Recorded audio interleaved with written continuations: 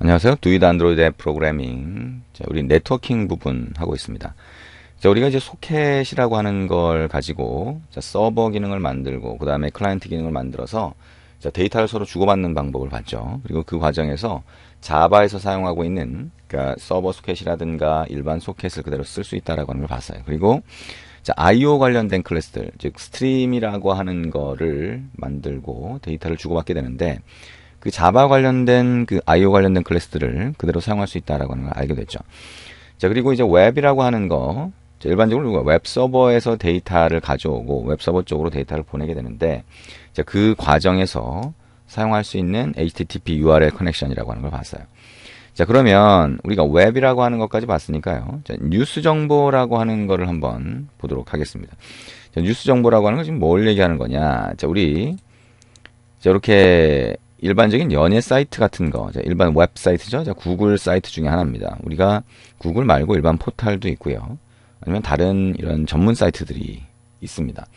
자, 이 사이트에 보면 우리가 정치, 경제, 뭐 연예, 뭐 이런 내용들이 이렇게 들어가 있습니다. 이게 뭐 시기별로 다 다른 내용이 나오겠죠.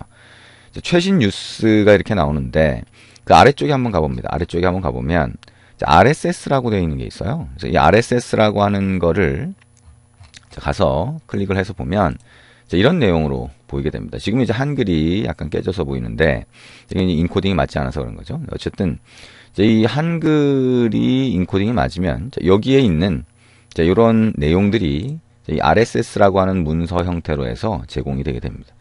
여러분 만약에 그 HTTP URL 커넥션이라고 하는 걸 가지고 자, 이쪽으로 요청을 하게 되면 자, 위에 주소가 이렇게 되는 거죠. 그러면 자, 이런 내용들이 리턴이 된다는 겁니다.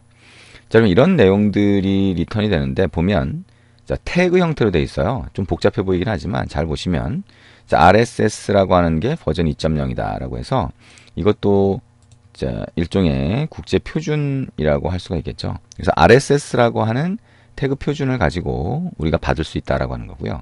보면 이제 채널이라고 하는 걸로 되어 있고 뭐 어떤 정보들이 이렇게 쭉 들어가 있습니다. 그리고 각각의 기사들이 있는데 이제 각각의 기사들이 자, 여기에 태그를 이용해서 여기 붙게 됩니다. 그래서 여기 보면 아이템이라고 하는 게 있어요. 아이템. 아이템. 그래서 이 아이템이라고 하는 게 하나의 기사 정보를 포함하고 있구나. 그 안에 타이틀이라든가 링크라든가 뭐 이런 것들이 여기 포함되어 있는 거를 볼 수가 있죠. 저기 이 밑에 오면 또 아이템이라고 하는 게 또 있어요. 그러니까 이거 자체가 아이템이라고 하는 게 각각의 기사 정보를 얘기를 하고 최신 기사를 전달해주는 그런 방법으로 사용이 된다라고 하는 걸 알 수가 있죠. 그래서 RSS라고 하는 거는 최신 정보를 이렇게 데이터만 받을 수 있게 하는 그런 방법이 된다라고 볼 수가 있고요. 자, 그러면 이 데이터를 우리가 전달을 받으면 여기에 있는 아이템을 복원을 해서 우리가 리스트 뷰 같은 데다 뿌려줄 수 있을 거예요. 그죠? 리스트 뷰 하나의 아이템으로 얘가 그대로 매칭이 됩니다. 그래서 그런 방식을 이제 RSS라고 한다. 그러면 우리가 이제 이런 RSS라고 하는 정보를 자 이렇게 뜨는 거를 전달을 받아서 우리가 만약에 띄워준다라고 하면 이런 모양으로 띄워줄 수가 있을 거예요. 그죠? 그래서 여기 리스트 뷰 형태로 해서 어떤 아이콘도 보여주고 여기서 이미지를 보여준다라고 하면 이미지도 보여주고 자, 이런 형태로 자, 표시를 할 수가 있을 겁니다.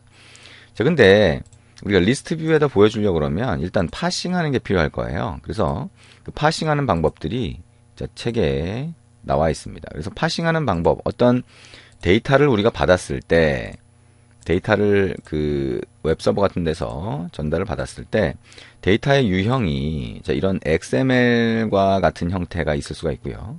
그 다음에 여러분이 이제 실제 요즘에 앱을 만들다 보면 JSON이라고 하는 포맷으로 많이 주고받게 됩니다. 사실상 뭐 JSON이 요즘에는 거의 그 트렌드가 됐다, 내지는 대세가 됐다 이렇게 얘기할 수 있죠. JSON이라고 하는 건 이제 웹페이지에서 표시되는 자바스크립트 객체 포맷이라고 할 수가 있는데요. 그 객체 포맷을 문자열로 바꿔서 전달하는 거다라고 생각할 수가 있습니다. 사실 예전에는 이제 우리가 이런 XML과 그 다음에 JSON이라고 하는 그 포맷을 혼용해서 쓰다가 사실상 이제 JSON이 거의 대부분을 차지하게 됐습니다. 자, 여러분이 이제 네이버나 다음과 같은 포털에서 또는 뭐 다른 사이트에서 데이터만 받는 경우, 그런 경우에는 거의 JSON으로 쓴다라고 생각을 하시면 되겠죠. 그래서 지금 이제 JSON을 쓰거나 또는 이런 형태로 쓰거나 어쨌든 데이터를 가지고 오면 데이터가 좀 복잡하겠죠. 그래서 이제 파싱하는 게 문제가 됩니다. 그래서 자, 요번 이제 RSS라고 하는 뉴스 정보 보여주기 위해서는 우리가 코드를 보면서 코드만 좀 해석을 해볼게요. 자, 직접 여러분이 입력을 해보는 거는 여러분이 직접 해보시면 될 것 같습니다. 자, 책에 소스가 그대로 들어가 있고요. 필요하면 이 책에서 제공하는 프로젝트 소스를 보면서 한번 입력을 해보시면 돼요. 그러면 여러분이 이제 리스트 뷰에 대한 내용을 알고 있고, 그 다음에 지금 우리가 같이 한번 소스를 리뷰를 해보면, 그러면 어렵지 않게 입력을 하실 수가 있을 겁니다.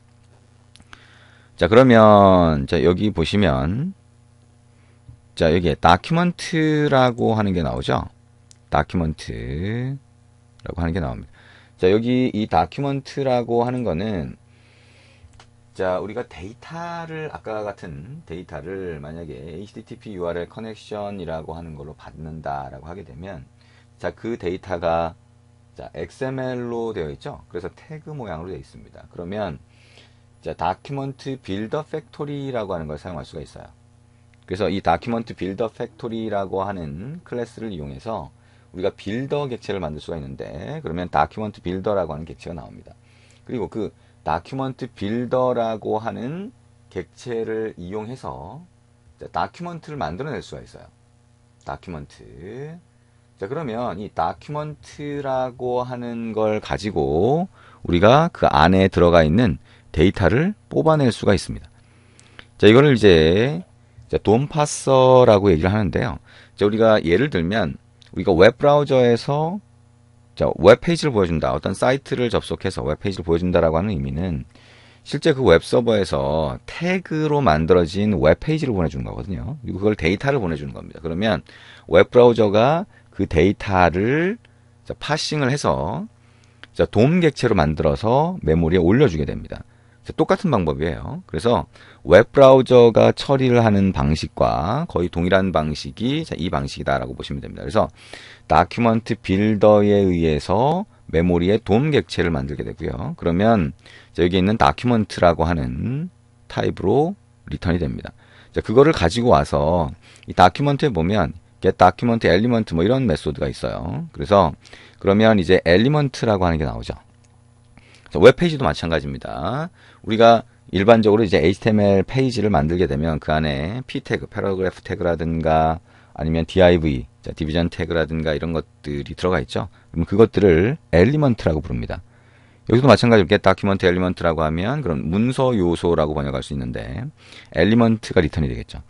그리고 이게 element에다가 get elements by tag name, 자, 태그죠, 그죠? 자, 꺽쇠 모양으로 된 태그에 아이템이라고 하는 거 아까 얘기했지만 각각의 최신 기사가 아이템이라고 하는 태그로 하나하나씩 구분이 된다라고 하면 자, 그걸 뽑아올 수가 있어요. 그러면 노드 리스트라고 하는 게 리턴이 되죠. 자, HTML 페이지에서도 자, 그거를 웹 브라우저가 이렇게 로딩을 하면 각각의 엘리먼트, 그 다음에 엘리먼트 안에 들어가 있는 일부 텍스트라든가 이런 요소들이 전부 다 노드라고 하는 개념으로 분리가 돼서 그게 메모리에 올라가게 돼요. 그래서 노드 리스트라고 하는 거를 이렇게 리턴을 받을 수가 있습니다. 그죠? 엘리먼트보다 약간 더 하위 개념이라고 할 수가 있겠죠. 그래서 노드가 여러 개 모여서 하나의 엘리먼트를 구성할 수도 있어요.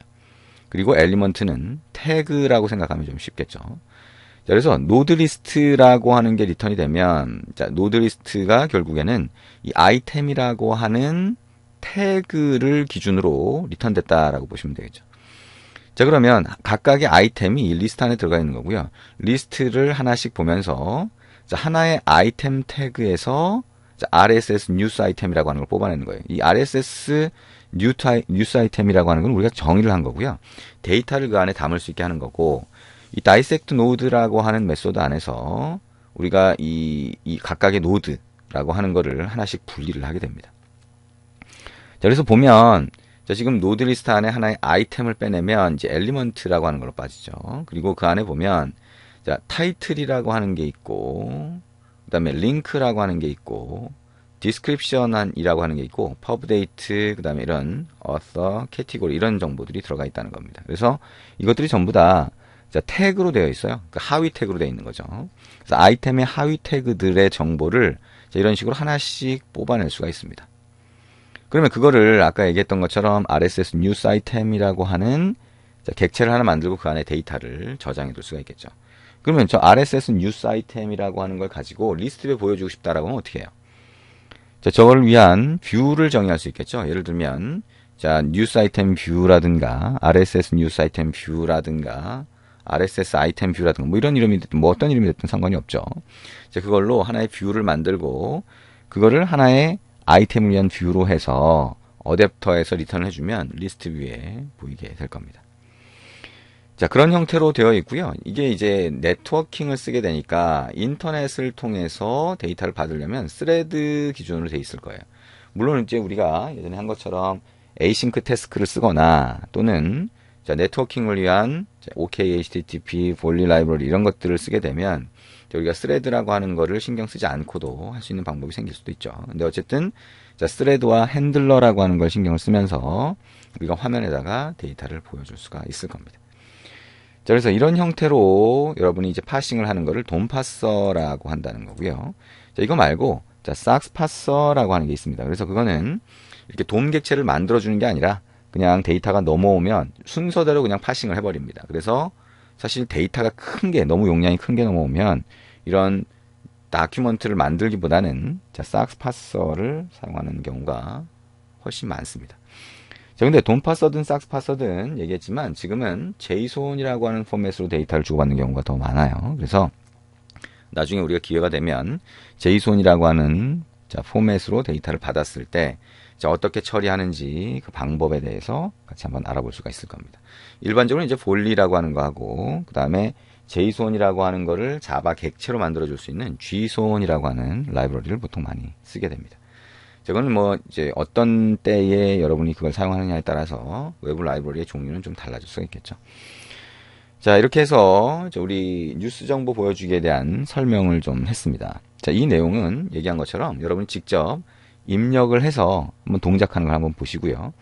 만약에 입력하는 게 시간이 별로 없다거나 자, 입력을 몇 번 하는데 코드가 원하는 대로 동작을 안 하는데요. 뭐 그러면 제공된 프로젝트 소스를 이용해서 한번 먼저 실행을 해보시고 그 다음에 이게 데이터를 가져오는 부분과 보여주는 부분이 어떻게 구성되어 있는지 몇 번 반복해서 입력을 하면서 이해를 해보시면 됩니다. 자, 이렇게 해서 우리 네트워킹 쪽 다 진행을 했습니다. 자, 네트워킹 어떤가요? 우리가 지금 이제 처음에 얘기할 때 요즘의 앱들은 거의 데이터를 주고받는다. 자, 인터넷을 통해서 다른 PC 또는 다른 단말과 데이터를 주고받는다고 했어요. 그래서 이 네트워킹 분야 자체가 뭐 제대로 이렇게 구체적으로 이렇게 내용이 들어가게 되면 그러면 거의 책 한 권입니다. 그래서 내용 자체가 오프라인 강의 같은 경우에도 거의 일주일 이상을 우리가 네트워킹 쪽에 강의를 진행하게 되고요. 좀 길면 거의 한 2주 정도까지 진행을 하게 됩니다. 그래서 실제 실무에서 또는 여러분이 사용자가 쓸 수 있는 그런 앱을 만들 때는 네트워킹에 대한 내용이 굉장히 많다라고 생각을 하시면 됩니다. 그래서 지금 우리가 한 거는 네트워킹이 가장 기초적인 거고요. 우리가 네트워킹이라고 하는 인터넷으로 연결돼서 뭔가 데이터를 주고받을 때는 스레드하고 핸들러가 중요한 부분이 되고요. 그 다음에 HTTP라고 하는 형태로 데이터를 주고받을 수 있다라고 하는 거를 우리가 같이 봤다라고 생각하시면 됩니다. 자, 그리고 이제 마지막에 우리가 설명을 한, 자, 이 RSS 뉴스 정보 보여주기 같은 경우에는 여러분 어떤 필수적인 정보는 아니에요. 그러다 보니까 이제 옛날에는 RSS라고 하는 거를 우리가 이제 어떤 최신 뉴스를 봤는데 굉장히 중요한 걸로 봤지만 지금 이제 RSS 포맷을 꼭 고집하지는 않습니다. 그래서 자, 이 부분은 여러분 나중에 보셔도 큰 문제는 없을 거라고 생각이 됩니다. 자, 이렇게 네트워킹 자, 전부 다 봤습니다. 자, 수고하셨습니다.